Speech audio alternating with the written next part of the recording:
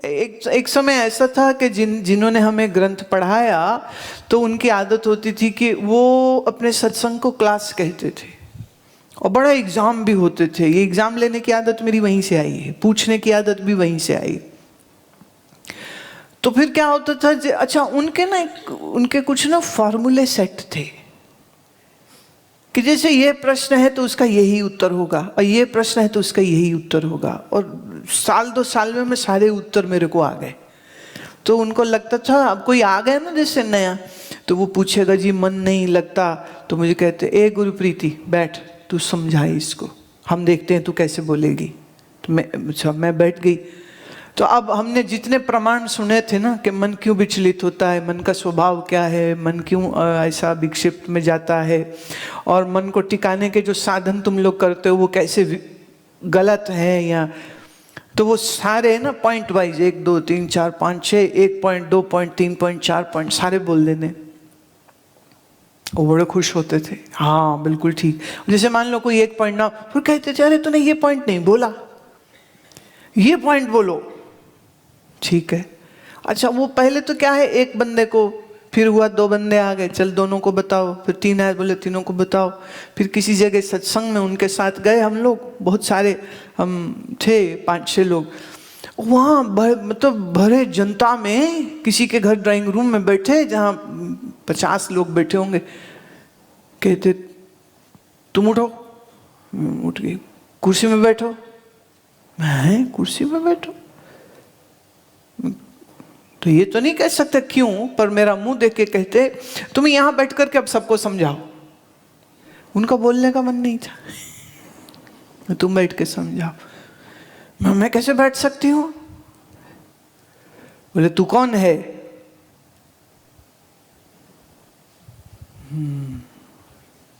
पकड़े गए, कौन है तू? मैं सच्चिदानंद। तो फिर तू शरीर नहीं है? मैं ना। तो फिर तुमको क्या कष्ट है बैठने में? बैठो। थोड़े दिन तो ऐसे वो बुलवाते रहे, फिर कुछ लोग हमको बुलाने लग गए और एक दिन अच्छा खुद भेजे, जाओ जाओ जाओ। अच्छा जाना, वहां वो चढ़ावा वगैरह पैसा वैसा आता था जो वो आके हमने सब उनको दे देना।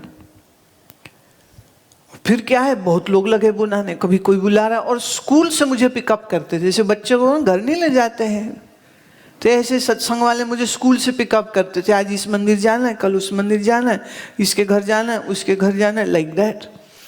और एक दिन हमको वो कहते ये जो तू बोल रही है ना, ये जो चढ़ावे ले रही, तेरे को मत्थे टिकवा रही है ना तू, तेरी सारी विद्या खत्म हो जाएगी। मान लो कर लो बात। अब तो मैं अटक गई। मैं अम्मा आपने भेजा, मैं गई हूं, मैं अपने आप से थोड़ी गई। नहीं, तुमको मजे आने लग गए। उनको तो नहीं कहा, पर मन में आया, मैं भी अपने बाप की बेटी हूं, आज के बाद भेज के दिखाओ जरा मुझे।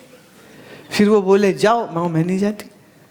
बोले नहीं, गुरु आज्ञा उल्लंघन, ऐसे करते हैं, ऐसे बोलते हैं। फिर उसके ऊपर बड़ी डांट पड़ी, मैं डांट खा लूंगी, मैं जाऊंगी नहीं अब। फिर बड़ी जद्दोजहद चलती रही। फिर बड़ी धीरे धीरे धीरे आकर के एक दिन फिर उन्होंने बड़े प्यार से बैठाया और कहते देखो, हमको ये पक्का करना था कि तुम्हारे मन में कोई ऐसी भावना तो नहीं आ रही कि तुमको ये बड़ा अच्छा लगने लग गया है और तुमको शौक आ गया है कि अब मैं दूसरों को सुनाऊं और समझाऊं और ये करूं वो करूं। मैंने कहा ठीक है, आपको अगर ऐसा लगता है तो ठीक ही होगा कुछ, पर मुझे कोई ऐसी आवश्यकता नहीं, मुझे नहीं जाना। पर बड़ी समस्या ना, मैं नहीं बोलूंगी, अब बोलूंगी ही नहीं अब।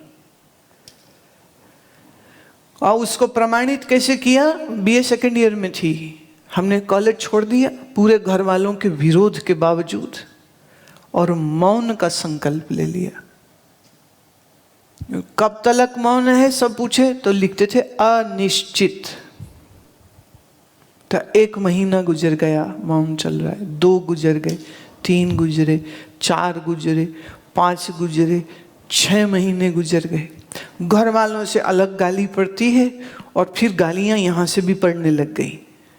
अरे मौन अब क्या हो गया, अब हमारी प्रसिद्धि इस बात पे हो गई कि देवी जी मौन हो गई। तब मुझे देवी जी बुलाते थे, ये देवी जी मौन हो गई। पहले बोल रही थी तो प्रसिद्धि, अब चुप हूं तो प्रसिद्धि। तो लोग आ करके आश्रम में कि कहाँ है देवी जी, है ना।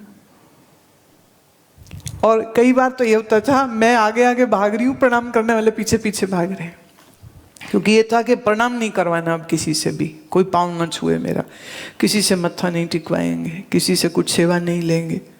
एकदम ऐसे अटक गए। फिर कह कह के लड़ लड़ के हमारा 6.5 महीने में मौन तोड़वाया गया। आदेश है, तोड़ो मौन, बोलना पड़ेगा। मैं हाथ धो गई, कभी कहते बोलती है, कभी कहते अबे चुप क्यों है, तो क्या करूं अब मैं।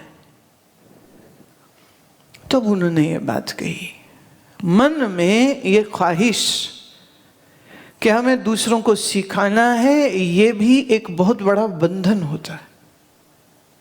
और दूसरों को सिखाने में दूसरा अज्ञानी है और हम ज्ञानी हैं, ये एक अभिमान होता है। और इससे तुम्हारा मन बाहर निकला रहे और इसमें कहीं फंस नहीं जाए, इसलिए ये पूरी एक्सरसाइज की जरूरत थी। तो मैंने पहले 1.5 साल गाली पड़ी कि बोलने जाओ, फिर गाली पड़ी कि चुप क्यों हो, और फिर एक दिन उन्होंने कहा कि नहीं, अब तुम बिल्कुल स्वतंत्र हो, आज के बाद जो तुम्हारा निर्णय हो सो करो, तुम्हें बोलना है बोलो, तुम्हें नहीं बोलना है मत बोलो, बट अब हम तुमको कोई आदेश नहीं देंगे। Okay done. कहने का भाव यह है कि ज्ञान का वचन अपने अभिमान का श्रृंगार बनाने के लिए नहीं होता है। ज्ञान का वचन अपने मन को मल विक्षेप आवरण रहित करने का एक उत्तम साधन होता है। इसलिए श्रवण करना बहुत आवश्यक है। श्रवण जब हम करते हैं, बार बार जब सुनते हैं, देखो संसार की बातें बार बार सुनी हैं तो संसार में मोह, आसक्ति, लोभ, क्रोध सब बढ़ गया। उसने कार ली मैं भी लूँ, उसके जेवर है मैं भी लूँ, उसके 100 साड़ियाँ हैं मेरी भी 100 होनी चाहिए, उसके 4 कारखाने मेरे भी होने चाहिए, उसके 2 ऑफिस है मेरे भी होने चाहिए, उसका एक ऑफिस लंदन में भी है मेरा भी होना चाहिए। तो दूसरों को देख देख के, दूसरों को सुन सुन के, कुछ संगियों का संग कर कर के मन बिगड़ा है। तो सत्संगी बनो, कुसंगी नहीं बनो, सत्संगी बनो, संतों का संग करो।